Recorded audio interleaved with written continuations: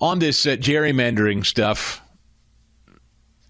it's very, very funny. I mean, all of the Sunday shows basically were calling out the hypocrisy of Democrats, to Aaron McGuire's point. Give me 89 here. Here's Shannon Bream this weekend on Fox.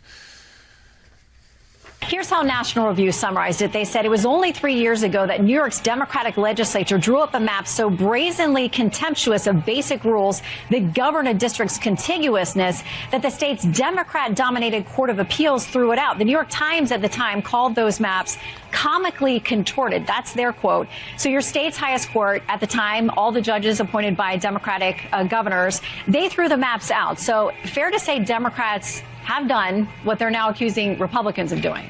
No, we followed the rules. We do it every 10 years. We base it on census. But the court said you didn't follow the rules. Well, we did follow the rules. So the court was wrong? Oh, well, okay. Well, we followed the rules. Yeah. Oh, see, so Kathy Hochul gets to show up and say, I followed the rules. We did. Well, not technically you didn't. And by the way, where do they say the rules are being broken by Texas? Can you point to where the rules are being broken? They just don't like that it's happening. They don't like that Texas has a red legislature and a red governor. Kristen Welker, even, over at NBC. The Shoney's big boy appeared on her show. Have you noticed these Democrat governors? It's interesting. They're showing up on these Sunday shows to discuss this. They're trying to get the message out. It's not going well for them. Give me 88 here. Every major group that grades the fairness of congressional maps gives your state an F. Common Cause, a nonpartisan government watchdog, even says your map, and I'm going to quote, represents a nearly perfect model for everything that can go wrong with redistricting. And I guess the question is, you talk about preserving democracy. How do you preserve democracy if you're using the same tactics that you've criticized Texas Republicans for? But as I say, what they're talking about is a distraction. The reality is that the violation of people's voting rights is what Texas is attempting to do. That's what's wrong with their effort. All right. Yes. So never answering the question, just like Hochul. Well, that's not the point. I gerrymander, says Hochul, but I did it within the rules. Shannon Bream says, actually, no, this says you didn't. Well, they're wrong. I did.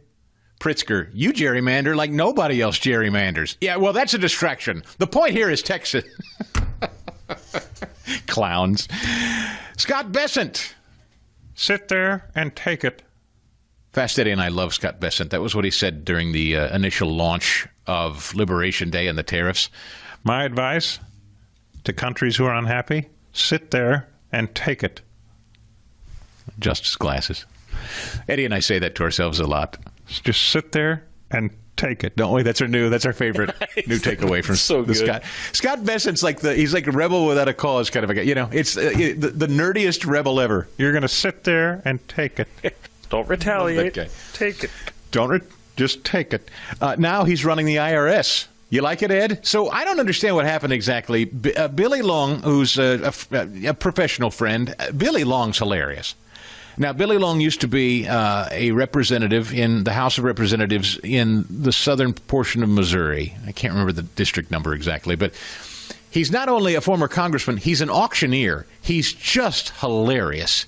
And whenever leftists would scream and interrupt committee hearings, he would just start doing his auctioneer bit until they were ushered out of the room. It was always a stitch. He's got a great sense of humor.